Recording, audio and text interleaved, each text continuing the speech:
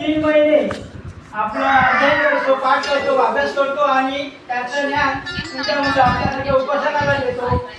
त्यासाठी वर्षावास, त्याला वर्षावास म्हणतात. वर्षावास म्हणजे पावसाळ्यात उपसंपदा झालेले भिक्खूच्या 3 महिन्यापर्यंत एकाच विहारात 3 महिन्यापर्यंत एकाच विहारात राहण्यासाठी भिक्खू राहत असतात. वर्षावाचा शुभारंभ स्वतः भगवान बुद्धांनी केला असून आजपर्यंत ही परंपरा नित्य नियमाचे चालू आहे.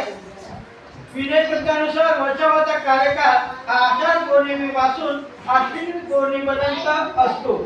नंतरचा 1 महिना हा वर्षावास समापन उत्सवाचा असतो. वर्षावास सुरुवातीपासून ते समापन पर्यंत एकूण 4 महिने चालतो. वर्षावास किती महिन्याचा असतो? 4 महिन्याचा. भिक्खूचे संपूर्ण जीवन यात्रा आणि भटकंती वरच निर्माण असते. भगवान बुद्धांनी वाराणसी येथून बहुजनाच्या हितासाठी व सुखासाठी अनेक अनंत भिक्खूंना वेगवेगळ्या ठिकाणी जाऊन धम्म देण्यास सांगितले.